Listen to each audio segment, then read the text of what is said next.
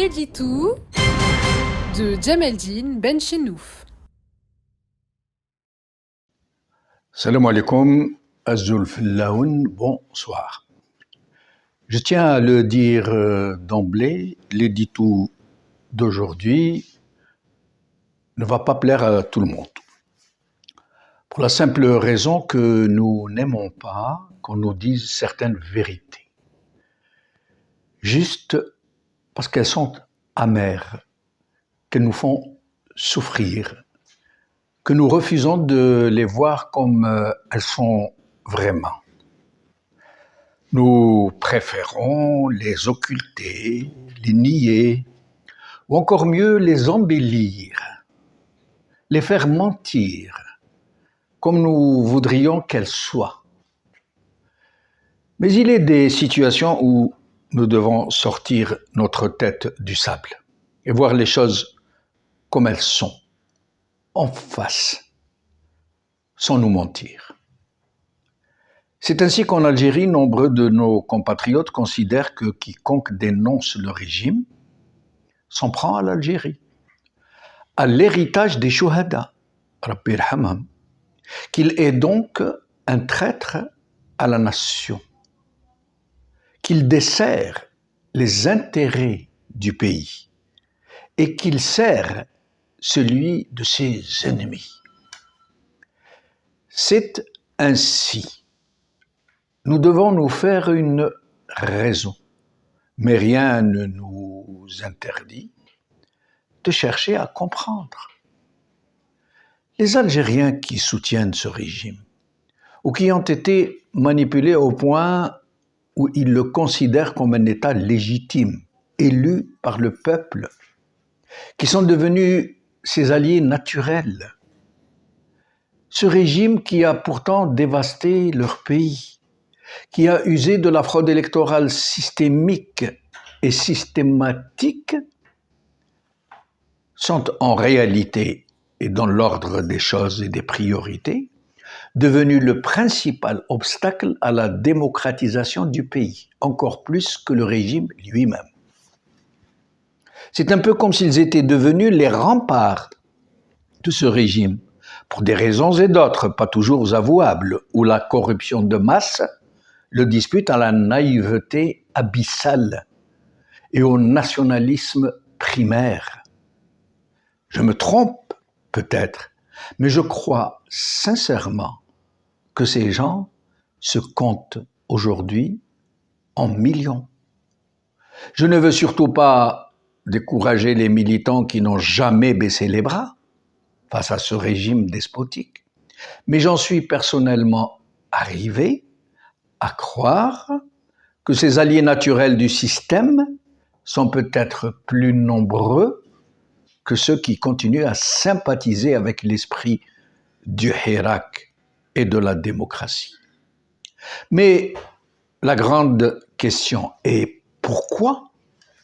Par quel mystérieux phénomène des gens peuvent-ils ainsi rallier une mafiocratie qui vampirise leur pays, qui ruine leur pays et qui compromet l'avenir de leurs propres enfants? Ceux parmi les infatigables enfants de ce pays qui sont dans une irréductible contestation de ce régime et qui militent pour le chasser de leur vie ont besoin de comprendre pourquoi une partie très importante de leurs propres compatriotes est-elle aussi soumise à ses propres bourreaux. Nous avons besoin de comprendre pour pouvoir réagir en conséquence, pour ne pas être découragés, pour ne pas nous détourner d'une si noble cause.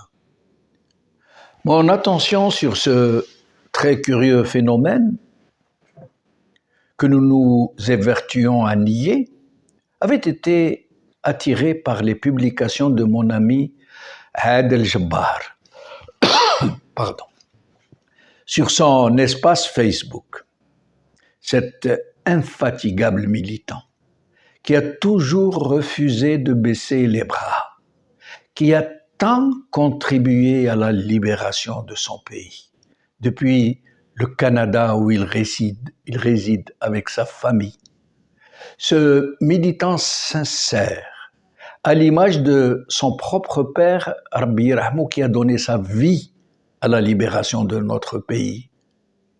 J'en suis arrivé à penser que refuser de voir la vérité en face et continuer à se mentir sur la réalité politique de notre pays serait encourager ses alliés du système à persévérer dans leur suicidaire démarche. Nous avons besoin de reconnaître les faits dans leur cruelle réalité et de décider de ce qu'il y a lieu d'entreprendre dans l'urgence avant que la dégradation ne devienne irréversible. Et je le lui ai dit à mon ami Adel, de son vrai prénom Abdel Wahab, qui a mon âge, fils de la Constantine profonde, Xantena. C'était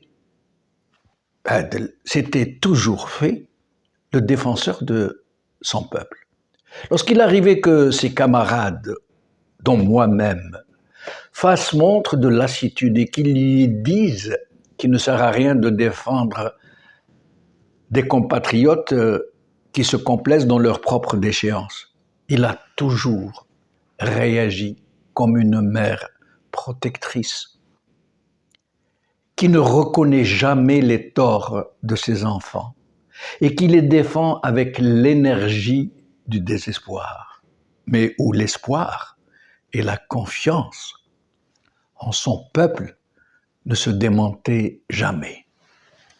Il répondait, Adel, que ce n'est pas la faute du peuple, que celui-ci avait été drogué, conditionné, anesthésié, divisé, infecté par l'action mortifère d'un régime monstrueux, que nous n'avions pas le droit de le juger, que les cendres sous lesquelles il a été enseveli seront bientôt dispersées, tôt ou tard, par le vent de la liberté.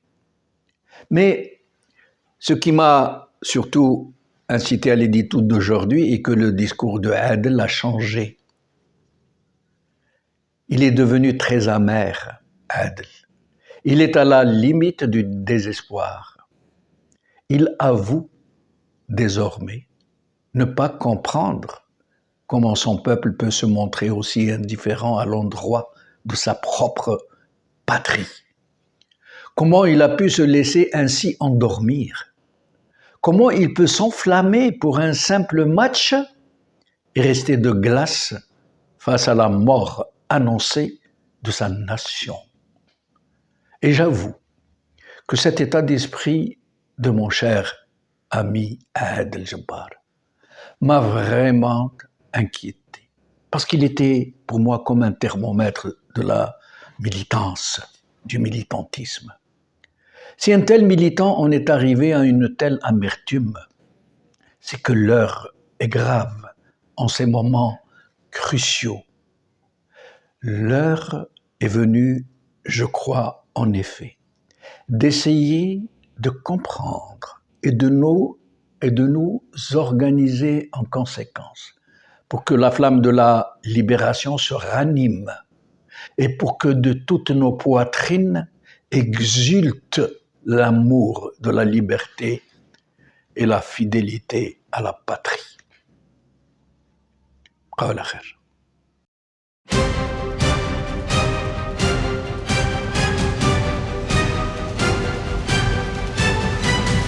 L'édito de Djemeldine Benchenouf.